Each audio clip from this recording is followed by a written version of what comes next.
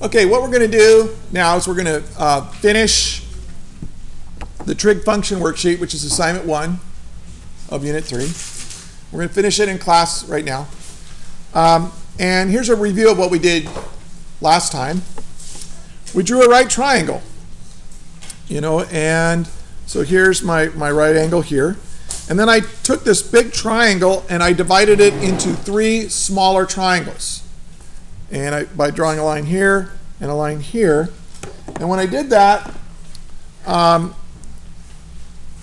said that all 3 of these triangles, A, B, and C, have the same angle right here, same corner, vertex or whatever that's called, and has some angle theta. And then what we did was we measured the x leg, or the horizontal leg,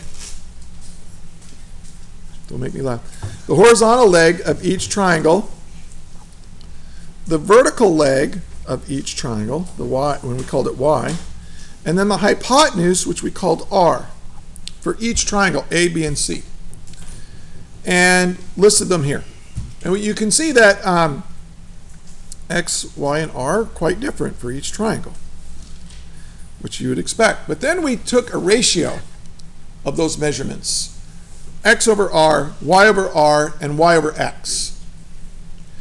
And we noticed that the ratios of the legs are very, very close to being the same.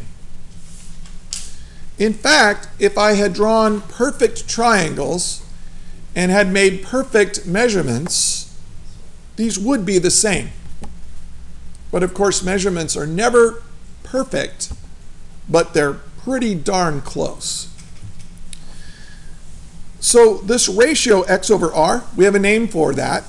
For any right triangle, the adjacent leg, which we're calling x, divided by the hypotenuse we're calling r, we're defining that ratio to be cosine theta, where theta is the angle.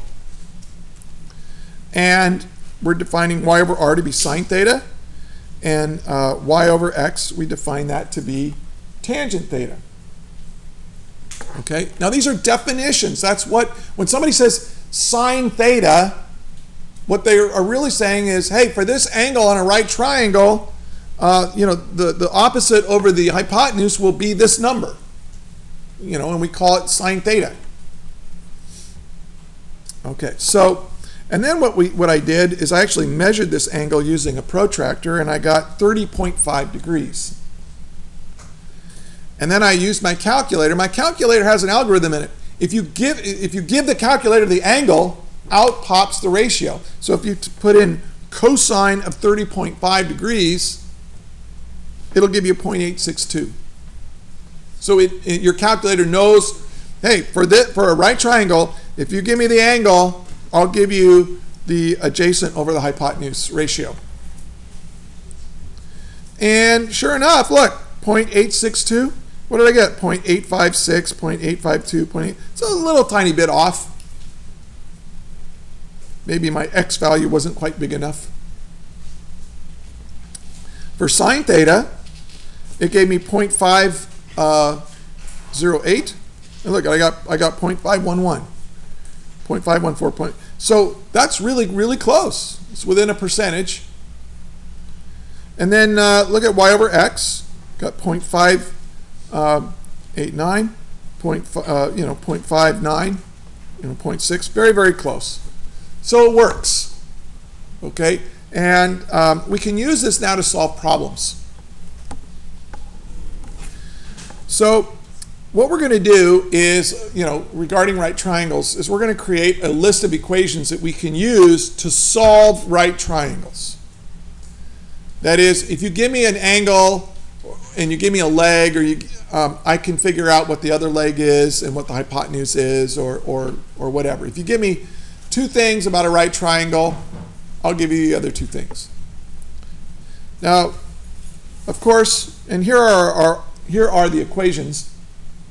If I have, x squared plus y squared equals r squared, what is that? That is Pythagorean theorem, which you learned a long time ago. Okay, so I'm just going to say that is given. And then Then we have this thing called inverse tangent that we're going to use. Now, all the trig functions have their inverse functions. And basically all it says, hey, give me the ratio and I'll tell you what the angle is. So if I give you the ratio of y over x, you plug that into your calculator, it'll give you the angle. It has an algorithm inside that will give you the angle. So I did that. I looked at these data here, and I said, this is about 0.6. That's good enough, 0.60. So I went inverse tangent of 0.6 into my calculator. It gave me 31 degrees. Now when I measured it with a protractor, I got 30.5 degrees. Now 30.5 degrees is pretty close to 31 degrees. So it's good. This is good. This is good enough. Now, what I'm going to do now is, what I have here is a list of equations. You can add this to your equation list, okay? And we can use these equations to solve right triangles. Now, look over here. We defined cosine theta to be x over r. But if I multiply both sides by r, I get x equals r cosine theta. If I multiply both sides by r on here, I get y equals r sine theta. So here are the equations I want you to write down. X equals r cosine theta. Y equals r sine theta. This is based on the definition of sine and cosine. Here's Pythagorean theorem. And here's inverse tangent.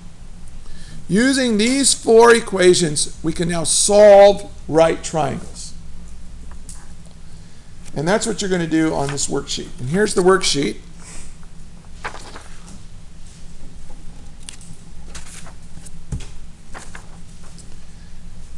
Here are the first 5 problems. And let's take a look at number 1. I give you r, I give you the angle, I want x and y. And that's true for all of these triangles. So you're given r, and you want to find x and y.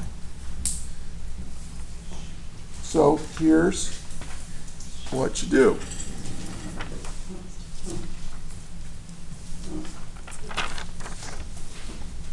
Use your list of equations, and I want to solve for x. X equals r cosine theta. So x is going to be equal to 10 meters times the cosine of 20 degrees. And y will be equal to 10 meters r times the sine of 20 degrees. Plug that into your calculator and you'll get the answers. So that's what you do with that. Make sure you copy down the problem though into your notebook and then show your work to get to your answers for x and y. Now, for 6 through 9, you're going to do something similar, except now, notice that I give you x and y, but you have to find r and theta. So for number 6, you would say r is equal to the square root, well, of the x squared plus y squared. So that's 10 meters squared plus 4 meters squared. Plug that into your calculator and you get the answer. And then theta is equal to inverse tangent of y over x, that's 4 meters over 10 meters. Plug that into your calculator and you'll get the answer. Okay? So that's how you are going to solve all the problems on the trig function worksheet. So good luck with that.